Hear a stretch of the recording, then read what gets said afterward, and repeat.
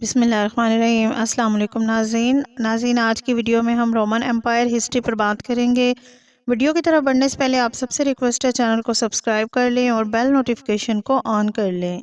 Roman اور Persian umpire, ان کے جو حکمران تھے وہ خود کو بادشاہ نہیں بلکہ شہنشاہ کہلواتے تھے، یعنی بادشاہوں کے بادشاہ، کیونکہ کئی ریاستوں کے بادشاہ ان کے ماتحت ہوتے تھے۔ ایک سپر پاور عرب کے بائیں جانب تھی جس کا نام رومن امپائر تھا، اور ایک دائیں جانب پرشین امپائر تھی۔ یہ دونوں امپائر 2000 سال سے چلی آ رہی تھی، یعنی عیسیٰ علیہ السلام کی پیدائش سے 600 سال پہلے۔ پرشین امپائر کا مرکز ایران تھا کیونکہ یہ پرشین گلف کے قریب تھی، جبکہ رومن امپائر کا موجودہ دور کا اٹلی، جس کا دارالحکومت روم ہے، میڈیٹرینین سی کا پورا علاقہ رومن امپائر کے اندر شامل تھا۔ یہ سلطنت 753 قبل مسیح میں قائم ہوئی اور 2006 تک قائم رہی، یعنی 1453 تک قائم رہی۔ اٹلی، اسپین، موراکو، لیبیا، مصر، شام، عراق، ترکی، فرانس، ان ملکوں سمیت دنیا کے 3 براعظموں پر اس حکومت کا کنٹرول تھا۔ جب 330 قبل مسیح یعنی عیسیٰ علیہ السلام کے 330 سال کے بعد رومن حکومت کے اندر ایک بادشاہ آیا جس کا نام تھا ایمپرر کونسٹائن۔ اس نے رومن حکومت کا دارالحکومت، جو کہ پہلے اٹلی کے اندر تھا، اس کو بدل کر ترکی میں شامل کر دیا۔ آج ترکی کی باسفورس بندرگاہ جو ایشیا کو یورپ سے جوڑتی ہے، اسی جگہ پر شہر تعمیر کر کے جگہ کا نام بازنطین رکھ دیا، کیونکہ رومن حکومت کے پھیلنے کے بعد اسے تینوں براعظموں تک کنٹرول حاصل کرنے کے لیے یہ حصہ سمندر کے سب سے قریب لگا۔ بعد میں اسی شہر کا نام بادشاہ کے نام پر بدل کر قسطنطنیہ رکھ دیا گیا۔ 395 کے اندر یہ حکومت 2 حصوں میں تقسیم ہو گئی تھی، رومن امپائر ویسٹ اور ایسٹ رومن امپائر۔ یہ 2 حصوں پر مشتمل ہو گئی تھی۔ 476 میں ویسٹ امپائر کو لوگوں نے ختم کر دیا، ایک رومن بچ گئی جسے بیزنٹائن امپائر، یہ وقت کے ساتھ ساتھ پھیلتی گئی۔ 565 تک یہ بہت سے علاقوں کو اپنے اندر شامل کر چکی تھی۔ اس کے رہنے والے لوگ آپس میں لڑنے لگ گئے۔ 600 عیسوی آتے آتے اس کے اندر خانہ جنگی شروع ہو گئی۔ بادشاہ اور اس کے رشتہ داروں کو مار کر اس پر قبضہ کر لیا گیا۔ رومن امپائر کی خانہ جنگی کے 8 سال بعد یعنی 610 میں نبی کریم صلی اللہ علیہ وسلم نے اپنی نبوت کا اعلان کر دیا تھا۔ خانہ جنگی کے دوران رومن امپائر کے علاقے پرشین امپائر کے ہاتھ میں چلے گئے۔ ناظرین، اس جنگ کے 5 سال بعد حیرت انگیز طور پر روم کا تخت الٹنے کے بعد پرشین امپائر کے موجودہ بادشاہ خسرو پرویز کو اس بات پر بہت غصہ آیا۔ اس کے ننیھال کا تعلق رومن امپائر سے تھا اور ددیال کا تعلق پرشین امپائر سے تھا۔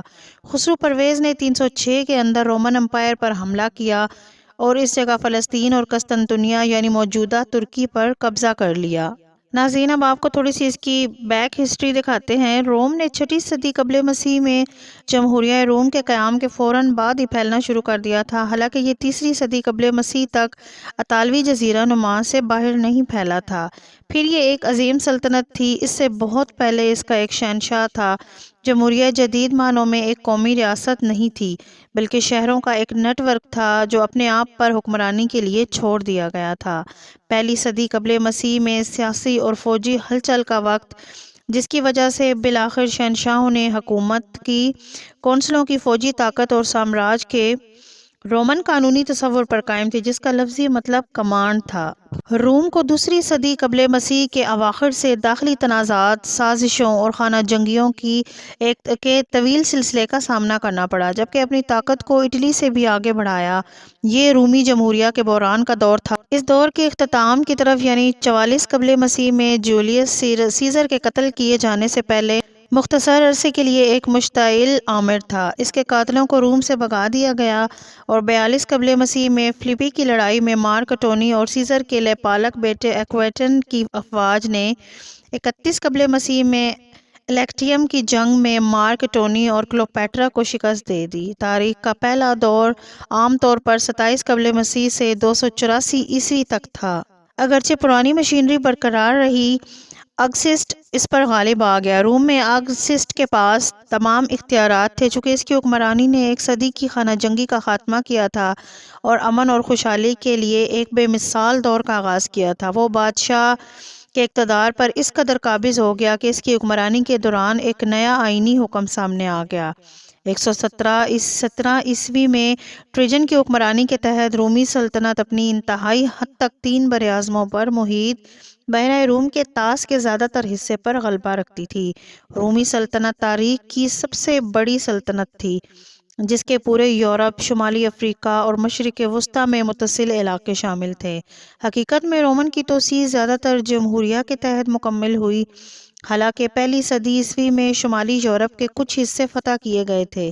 جب یورپ، افریقہ اور ایشیا میں رومن کا کنٹرول مضبوط ہوا تو آگسٹس کے دور حکومت کے دوران روم میں پہلی بار عوام کے سامنے دنیا کا عالمی نقشہ ظاہر کیا گیا، جو کہ قدیم زمانے سے زندہ رہنے والے سیاسی جغرافیہ پر سب سے زیادہ جامع کام کی تشکیل کے ساتھ موافق تھے۔